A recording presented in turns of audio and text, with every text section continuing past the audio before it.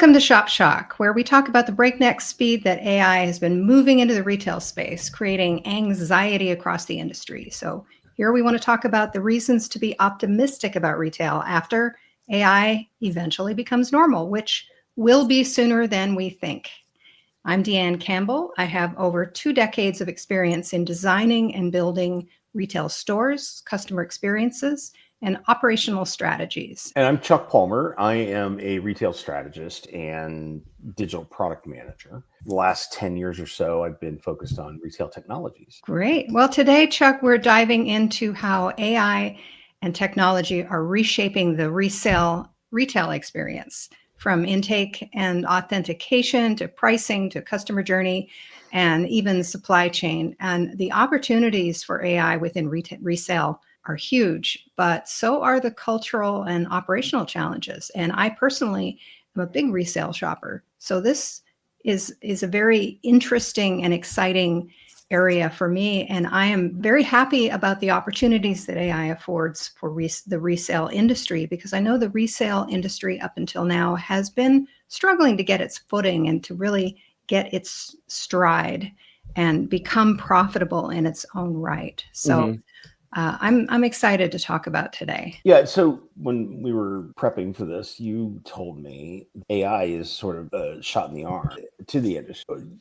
Why don't you talk a little bit about that and how that, because I think that's the lead. I don't want to bury the lead here, is that there's all this inventory sitting out there. When you go into a store, it's, unless you are really patient or you have hours and hours and hours to find things, it can be overwhelming.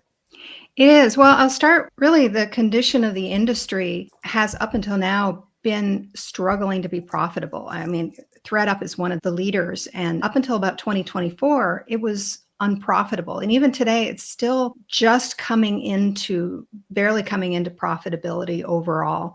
They divested their European operation last year, trying to really improve those margins. But those margins are coming up. The Real, they have really struggled. Their margins are tight. They're trending towards improved revenue and profitability, but they're still not there. There's a European company called Vinted, and they're one of the few resale platforms that is reporting both growth and profit. Poshmark, they are really struggling. They're struggling to be profitable, but they have a strong user community, and they're really focusing on trying to facilitate a turnaround. These companies, up until today, have had a rough time. They're trying to gain footing, and I think AI is the shot in the arm that they need to really turn a corner and become a viable and profitable retail entity in its own right. How would it apply? Like, what are some examples of because AI can do a lot of things. The Most difference about it is generative. This is different.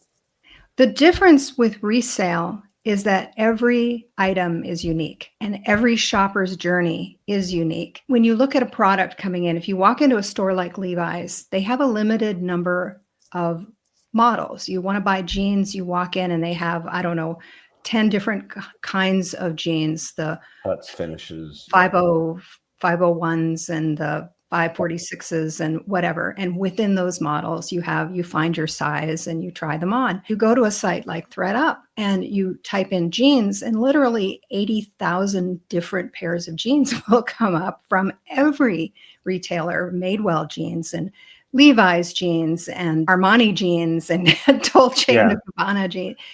80,000 pairs of jeans. Does Thredup own their own inventory? That is a big difference between Thredup and Poshmark, for example. Right. So Thredup does own their inventory. You send it into them. They do the photographing, they do the assessment, and then they will sell it for you, and they'll give you a credit towards your inventory. Poshmark, on the other hand, you keep the inventory, you do the photographing, and then you do the mailing to the buyer. Okay. So Thredup is still collecting this merchandise from the general public. You're submitting it. It's basically consignment. It is, but there's a limited period of time for the consignment. I think it's 30 days or something like that. And after that, you have a choice. Do you want it back, or do you want to essentially donate it to them? And then they can do what they want with it, including keep it up for sale. Yeah. Okay. Interesting.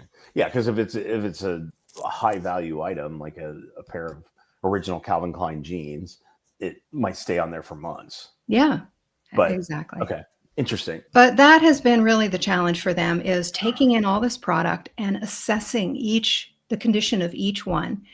If you don't assess it accurately, the customer, when they buy it and they get it, it's not in the condition they expected, and they're disappointed. I mean, I've had that happen to me when I bought something. I bought a t-shirt. The photographs and the description didn't show that it had a rip in the seam, so I returned it. So they've lost their profit on that, and it cost them it cost them all their profit on that item. And so being accurate on the condition of the item, being accurate on what it's made from. Some people have allergies to certain types of materials. And so having an accurate description of polyester versus cotton versus nylon, that's a very expensive endeavor that most retailers, traditional retailers, don't have to tackle. Yeah, so I'm sitting here imagining, like, if one of these companies came to me and said, "How do we do this? What do we do?" I'd start planning out and thinking about where AI can apply. And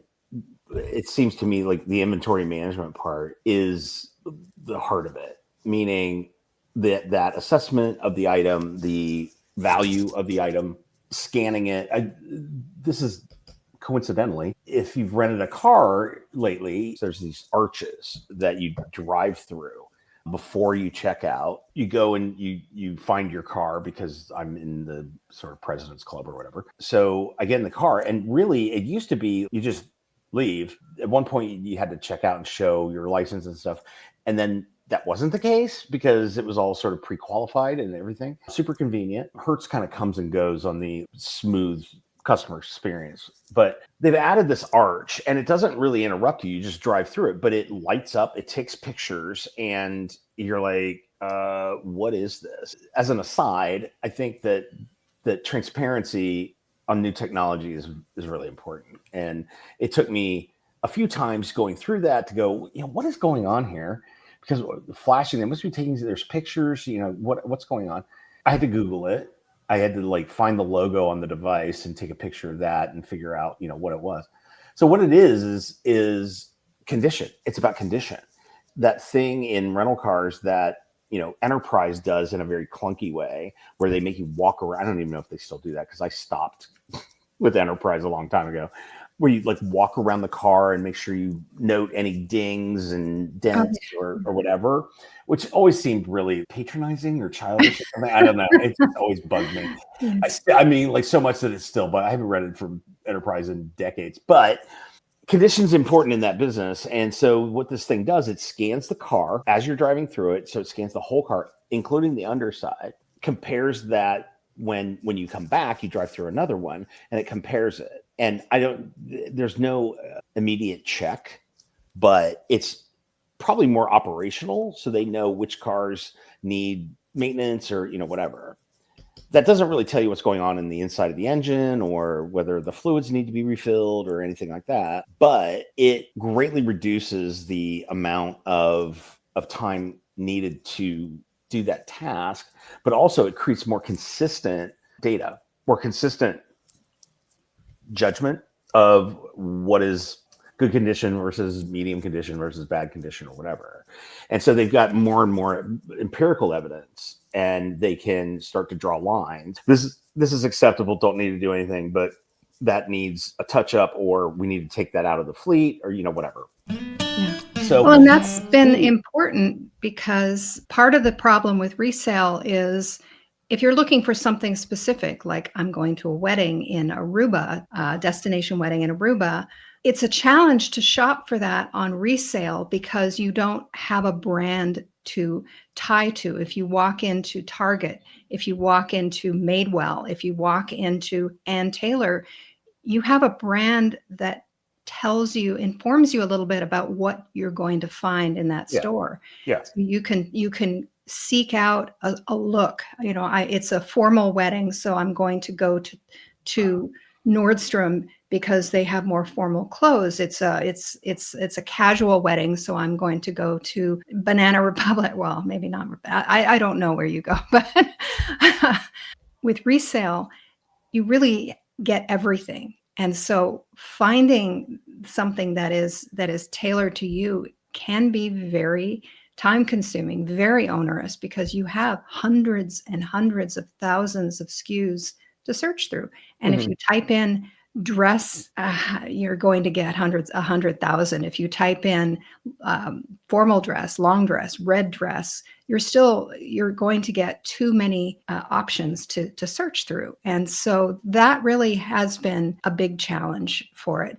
And at the same time, people who thrift, there is kind of a soul to thrifting as well. So you don't want to take that out. You don't want to make it too cookie cutter. You don't want to make it too machine like, because there is a romance to it as well. So balancing all of these things, that's something that machines up until now have not been very good at, and computers. So AI can be the secret sauce to really bring all of those things together. Yeah, sort of cultural part of it is really interesting here, because it sort of anchors it into a physical retail space, right? And that limits the audience, the customer base, because only so many people have the patience to do that. I do that every once in a while. I do it when I go to Philadelphia and hang out with my daughter, because she only buys used thrift clothes, anything. Like she really doesn't want to buy anything new. There's some really great resale shops in Philadelphia, and there's these tiers, right? There's a sort of like come one, come all shop that is giant, and there's this like rack after rack after rack after rack. And then there are some that are more curated that are like best of the best. And actually there's a shop in Philly. What is it called? I should know this, but it is essentially the best items from Goodwills throughout the region, like southern New Jersey and Philadelphia area. There's like, I don't know, 5 or 6 like massive Goodwill stores, and they have pickers that go out and search those stores. This is part of Goodwill. I don't know what enterprising person like came up with this idea and decided to do this, but they go and do the picking and bring the stuff to this one store. I found a really great pair of black wingtip shoes, which I have probably an inordinate amount of wingtips in my collection.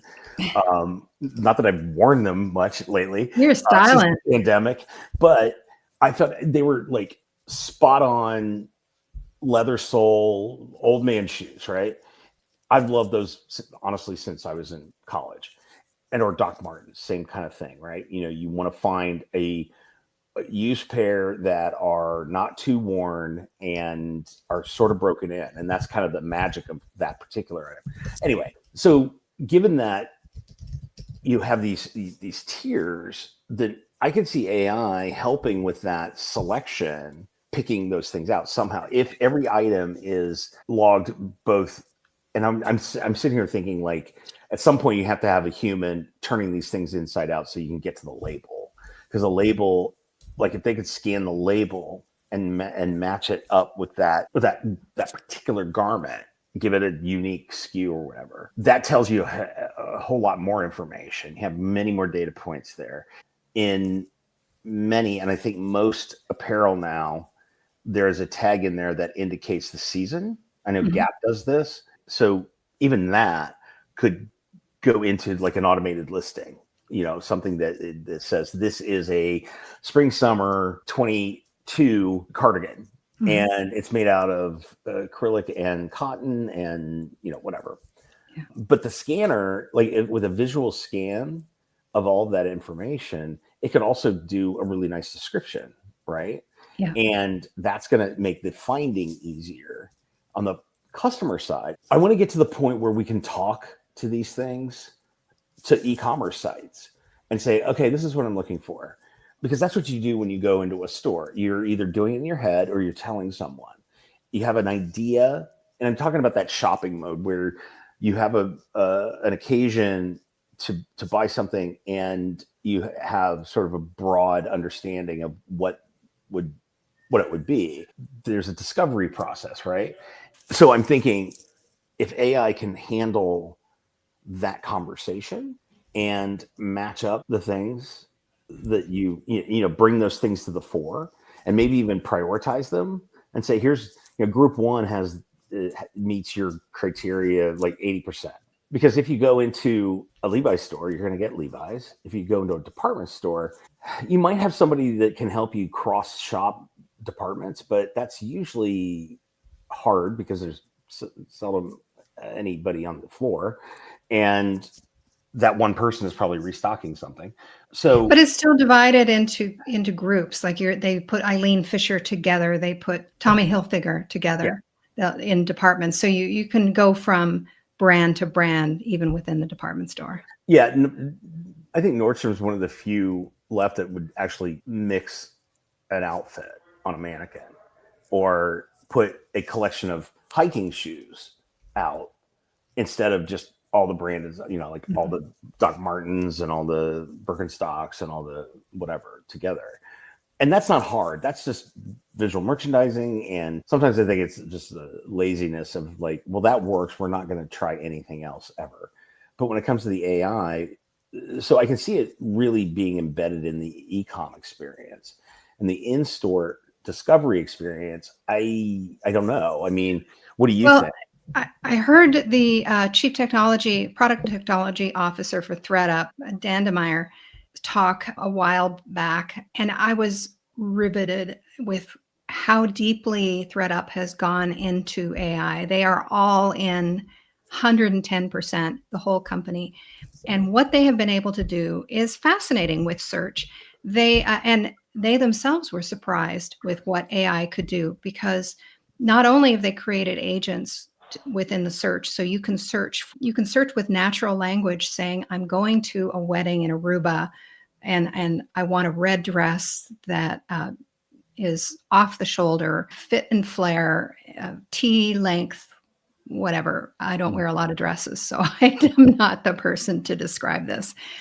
And it would give you all the choices exactly the way you described it. But you could also use made up cultural terms. Give me cottagecore dresses, give me mermaid dresses, and it would give you dresses that had scale-like patterns on them. It was amazing that it would give you things that didn't even exist, but that matched the description that you put in. So now you can really have, I don't want to use the word relationship, but you can really engage deeply with your search agent to have a natural conversation that fits the way you think about your clothes, regardless of how you think about them, and describe them any way you want.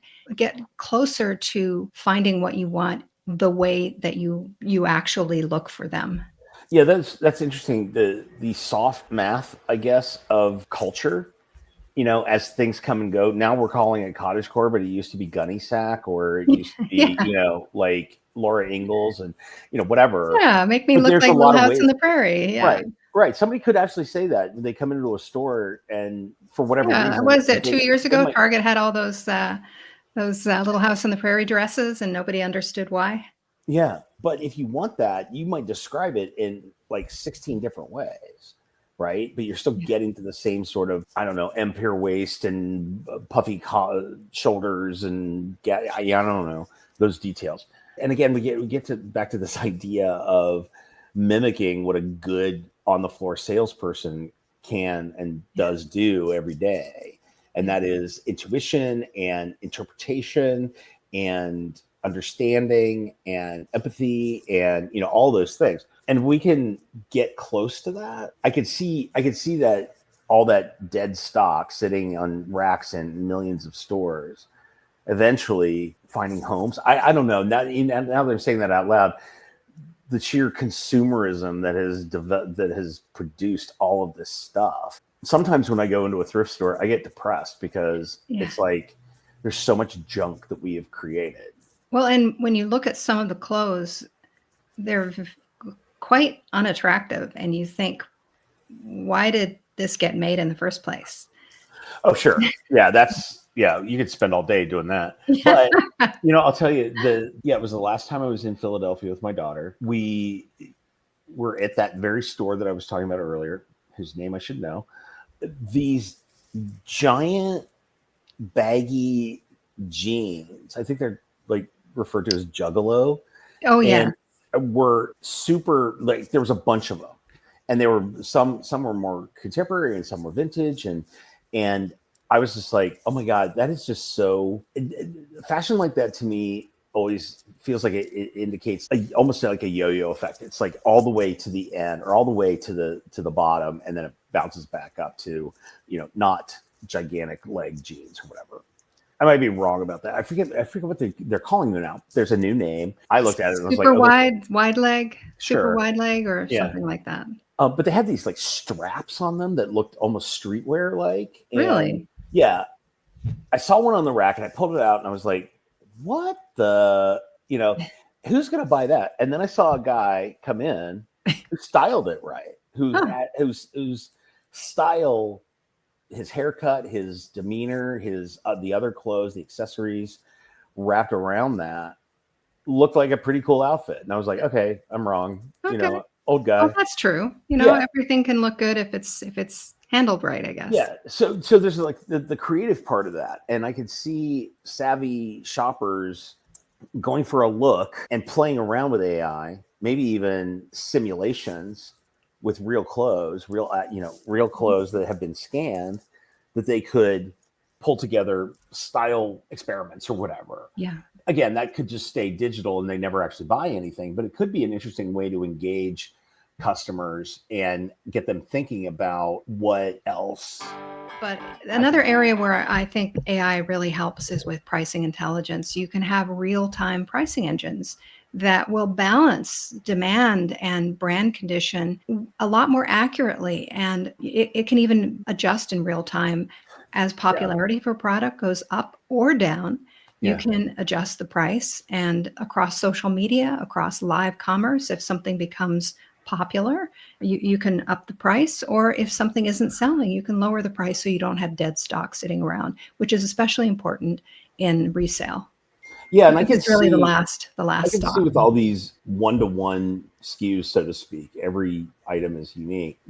And this might come from the label data and the visual data, like grouping things together and sort of creating categories that from the merchandise rather than creating categories and filling them up with merchandise. You know what I mean? Like the merchant in me is like, we need denim, we need khakis, and we need Oxford cloth shirts and crew neck sweaters. That's an assortment, let's say.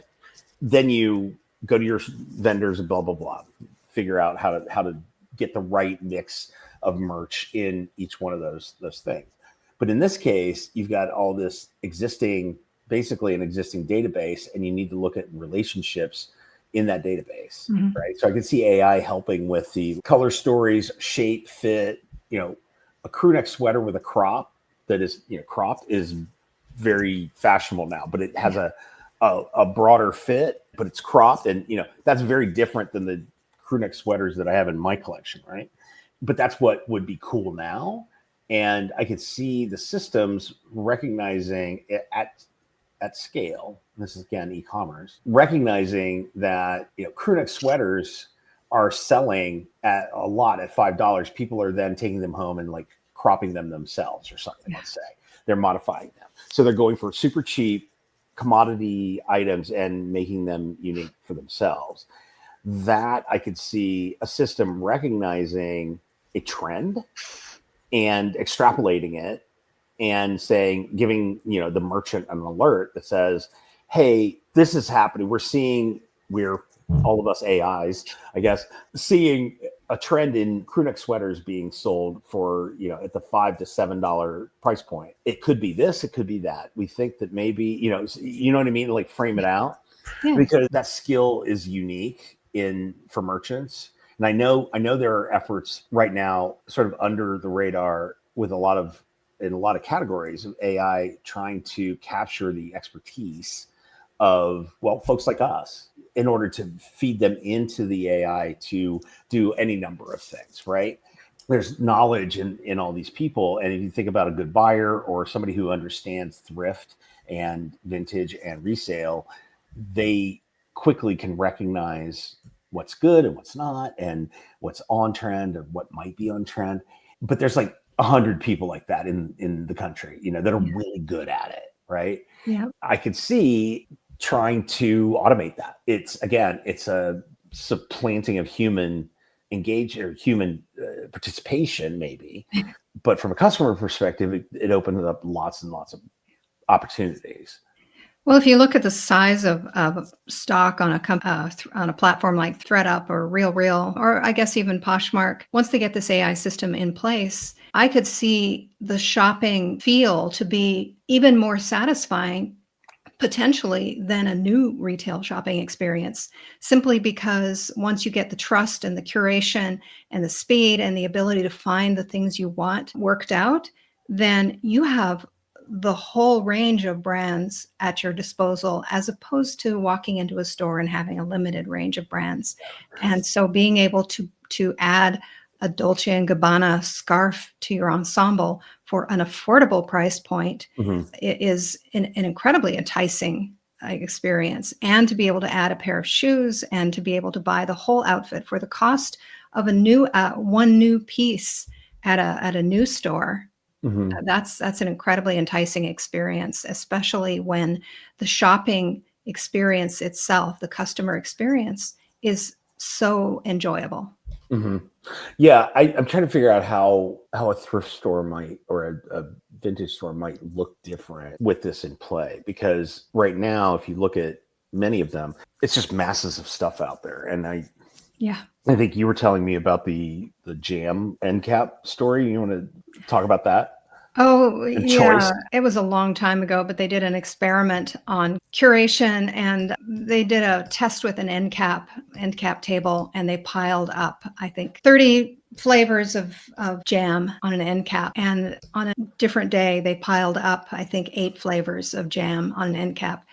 The 8 flavors outsold the 30 flavors of the same jam by 10 to 1, simply because customers felt more in control. They had fewer choices, so they understood the choices. They didn't have FOMO of, oh, maybe I should have chosen something else. Did I choose the right thing? Did I miss out on something? Yeah. So curating is incredibly powerful, and retailers understand this.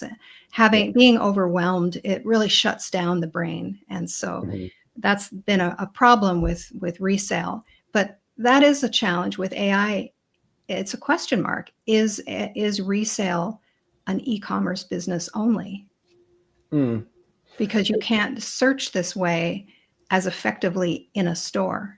Yeah, one of the things I've always tried to, because I know in-store retail so well, and the sort of best of both worlds idea of what does e-com do that would improve in-store, and what's in-store that could improve e-com. I think that e-commerce sites that no matter what will pop up, give us your email thing, drives me crazy. It's sort of like as you're walking into the Gap, somebody stops and interrupts you and says, "Would you like to sign up for our loyalty program?" And it's like, hold on, I'm just looking for a hoodie for my kid. You wouldn't do that in a store.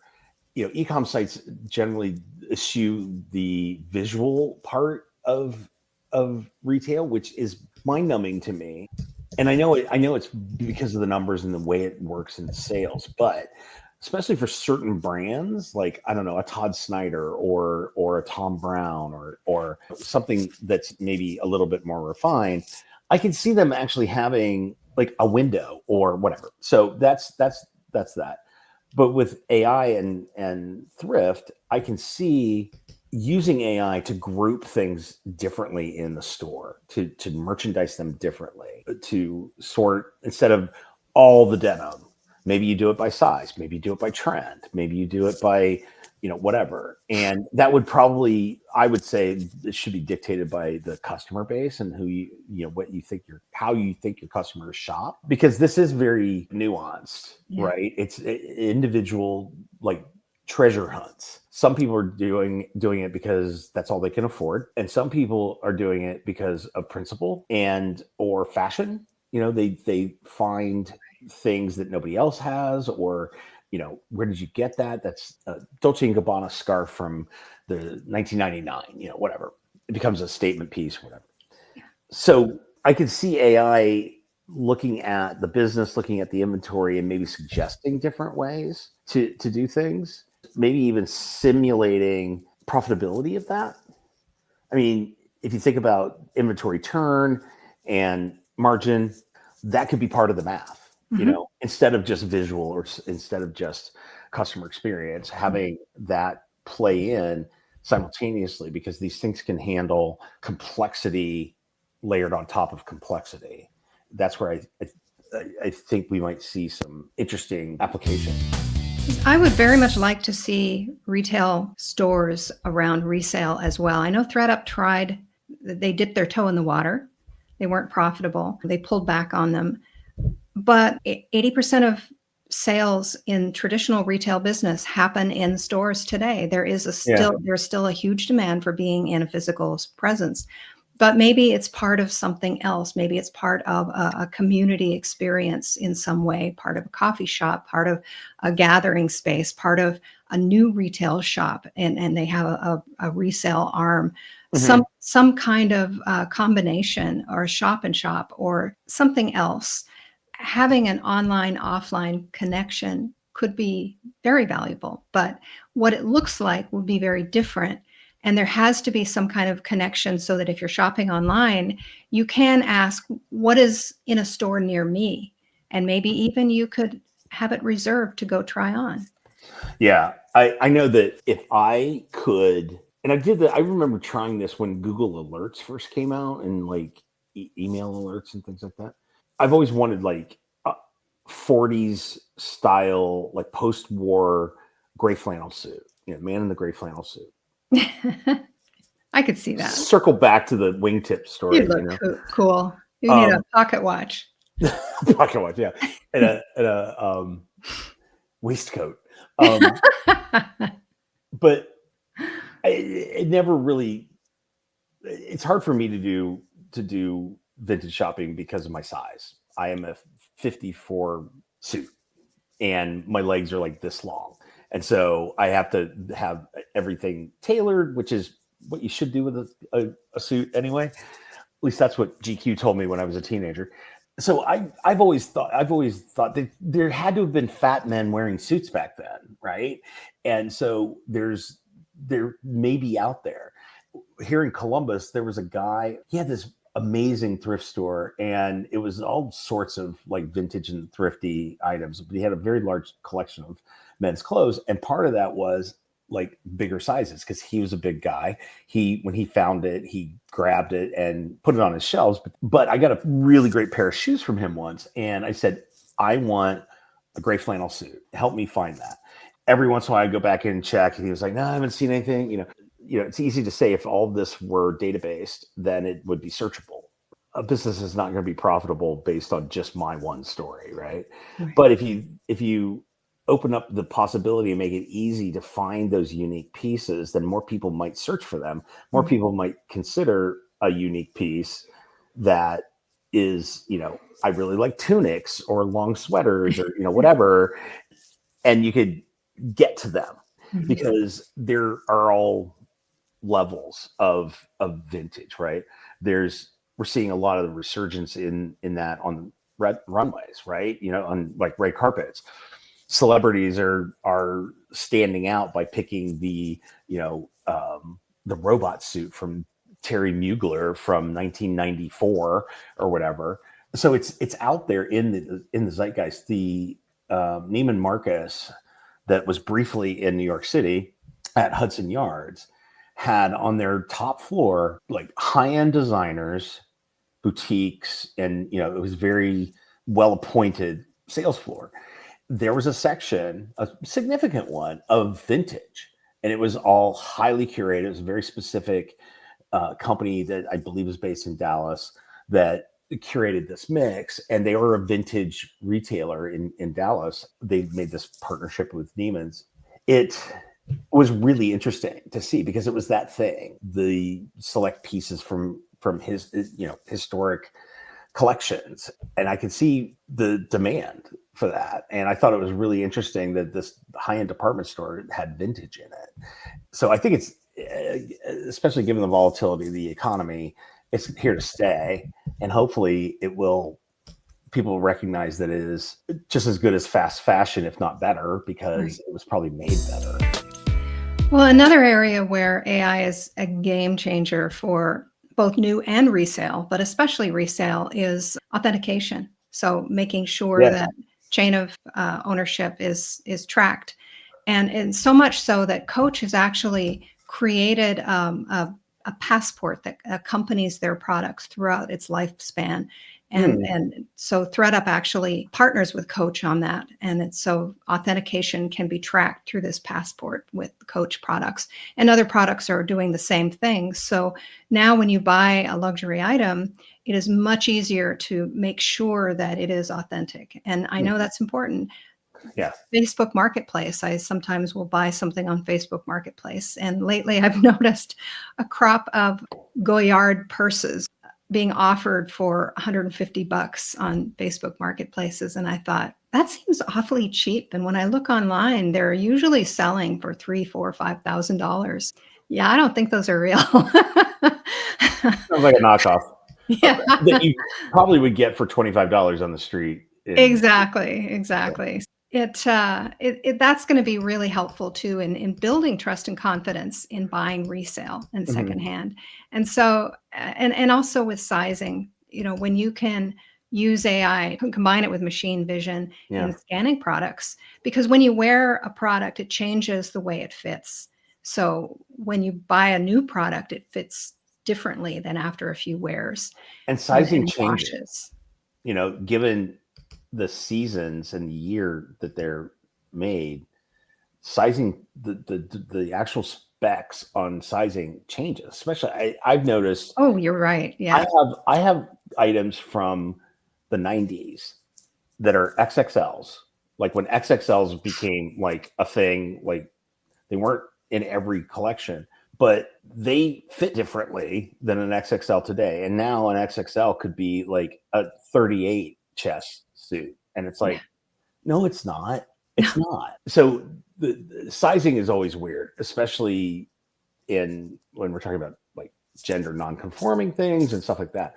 But being able to get actual measurements of the item, Yes. Instead of relying on large, extra large, small, extra small, whatever, getting the actual measurements of the item at mass. Poshmark individuals do that and they'll put it up there. Some do, some don't. But if you have a standard, and this is like, I'm imagining a Rent the Runway like factory kind of processing situation where the stuff is scanned through and then it's turned inside out and then it's scanned again. You have all the data you need for that item, and somehow that happens fast. I don't know. Yeah. I'm sure somebody's working on this, right? Poshmark has a case study. They've introduced something they call Smart List AI, and it's for sellers, and it helps the sellers create their listings by walking them through taking photographs properly, and it suggests attributes. It helps them fill in attributes. It helps them understand brand, size, color, title, description, and it really improves the listing information and the quality of description. So it helps the item sell more quickly and at a higher price. Yeah, that's that, like act as a professional expert in X, right, and help me do Y. Yeah. That's interesting.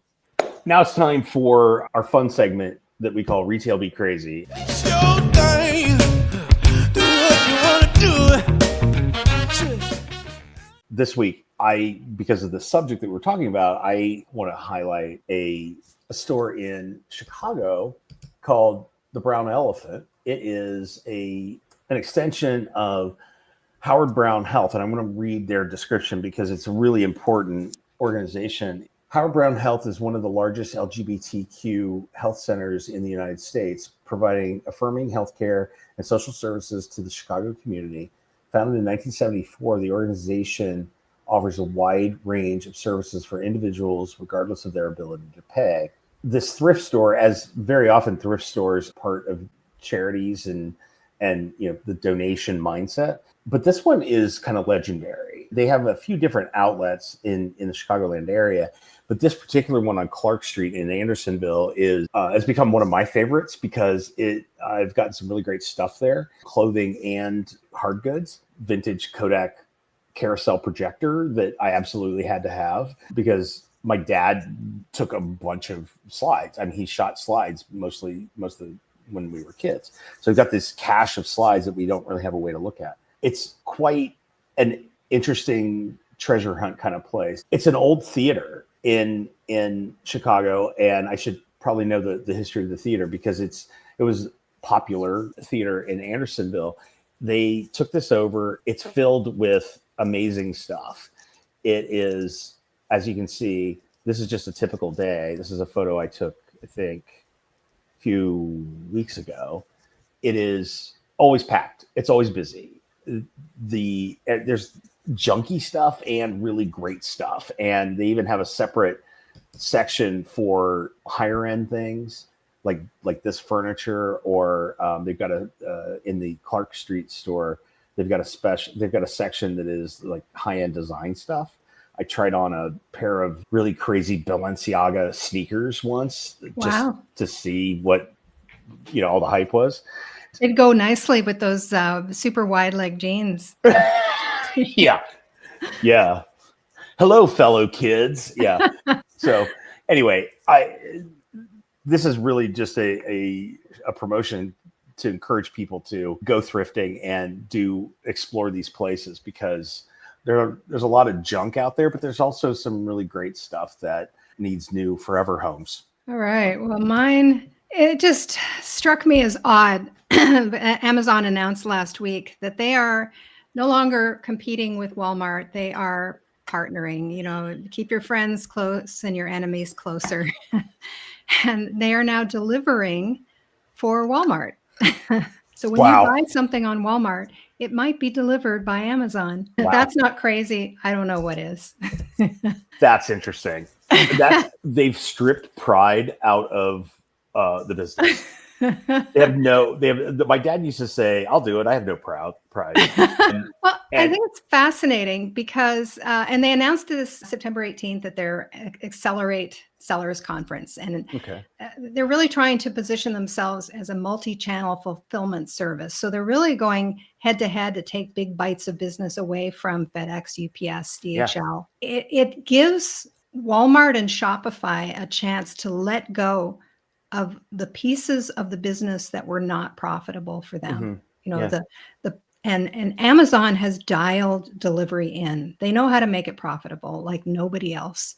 And so it's a partnership that could make all three of them much more profitable. It's going to screw over FedEx and UPS like nobody's business. Don't know if you own stock, I feel bad for you, but it's interesting to me that they decided to do this because they have been so turned inward and becoming, they do everything themselves. They've built their own ecosystem that has been very closed. Mm-hmm. And for them to take this step and open it up and say, Walmart, hey, buddy. That's interesting. So is it all Walmart deliveries, or it's all Walmart.com deliveries? Wow. That's interesting. Seller. Yeah. So, and I don't think it's all Walmart.com deliveries, but it is moving in that direction. So anytime you get a Walmart order from a platform seller, it is probably going to be arriving by Amazon. Now, Amazon has said they're going to white label it, so the truck won't have the smiley face on it. That's a concession. But they're operating. Yes. So that to me is genius. Yeah, and crazy. It's crazy smart. It's not that far off from existing business models, right? There are regional carriers that will basically be in contract with Walmart and be their delivery people or whatever. Yeah.